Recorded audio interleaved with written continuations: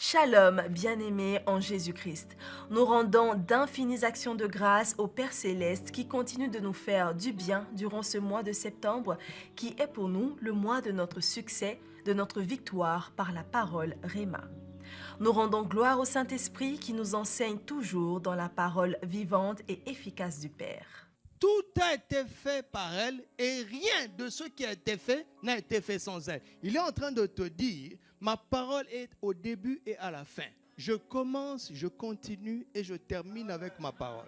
Si à un moment donné tu lâches ma parole, c'est moi que tu lâches. Tu ne peux pas avoir une foi authentique si tu es déconnecté de la parole.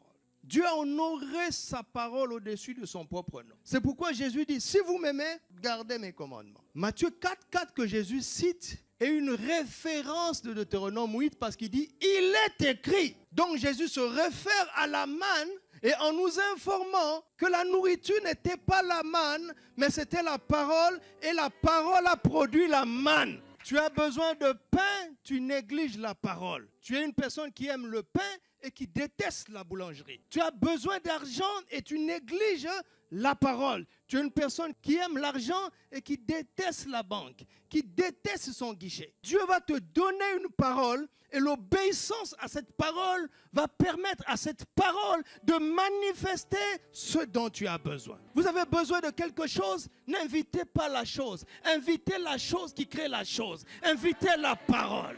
Faites la place à la parole. Amen. Au deuxième jour de cette semaine, nous avons eu pour titre de méditation l'espérance. Texte biblique 1 Corinthiens chapitre 13 verset 13, Ecclésiaste 9:4 et Romains 15:13. Nous avons appris que tant que nous vivons, nous devons refuser de désespérer. La vie et l'espérance sont associées car c'est par la foi que le juste vivra. Or, il n'y a pas de foi sans espérance. C'est pourquoi, afin de nous donner de l'espérance, Dieu nous assure des projets de paix. Nous devons accepter ce qui est invisible, ces projets de paix qui nous semblent abstraits, afin de voir les choses visibles se manifester.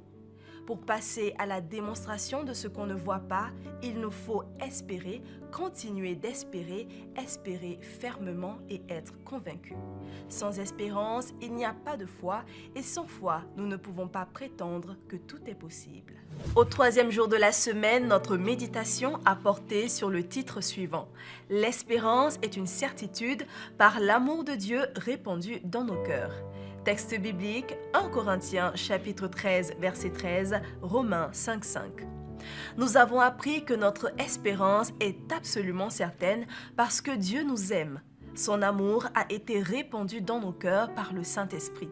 C'est en pratiquant cet amour envers les autres et en s'oubliant soi-même que nous comprendrons que l'espérance est une certitude qui ne trompe pas et c'est ainsi que nous verrons la manifestation des promesses de Dieu nous concernant.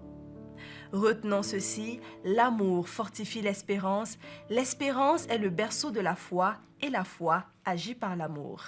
Sans amour, celui qui fait des exploits par la foi n'est rien. C'est notre titre de méditation au 4e jour basé sur 1 Corinthiens chapitre 13 versets 1 à 2. La foi peut faire beaucoup de choses sans amour, mais c'est la foi des gens qui ne valent rien devant Dieu. Celui qui a la foi sans amour n'a aucune valeur intrinsèque, il a juste des capacités surnaturelles. Pour une telle personne, tout peut être possible aujourd'hui, mais tout ne demeurera pas possible. Une telle personne ne peut pas demeurer dans la victoire. Nous devons chercher à faire des exploits par amour parce que nous voulons aider quelqu'un. C'est poussé par cet amour que nous devons utiliser la foi de Dieu, cette foi qu'il nous a donnée. Le titre de notre méditation au 5e jour a été « La foi active, l'amour motive et l'espérance stabilise ».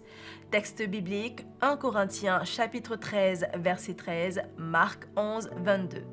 Nous y retenons que tout commence par l'amour. C'est l'amour qui donne les bonnes motivations pour mettre notre foi en action.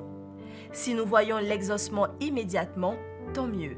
Mais si cela ne marche pas encore, alors l'espérance nous stabilise jusqu'au jour où cela marchera. Et cela finira par marcher parce que l'amour ne périt jamais. Face à certaines montagnes, la foi suffit. Pour d'autres, il faut la foi plus l'espérance. Et d'autres encore exigent la foi, l'espérance et l'amour. Et voici la citation de la semaine. Aimer Dieu, aimer notre prochain nous aidera à faire bon usage de la foi. C'est tout pour l'essentiel de cette semaine. Le torrent de vie du mois de septembre est toujours disponible et vous pouvez l'acquérir si vous le souhaitez en nous écrivant à l'une des adresses qui s'affichent au bas de votre écran.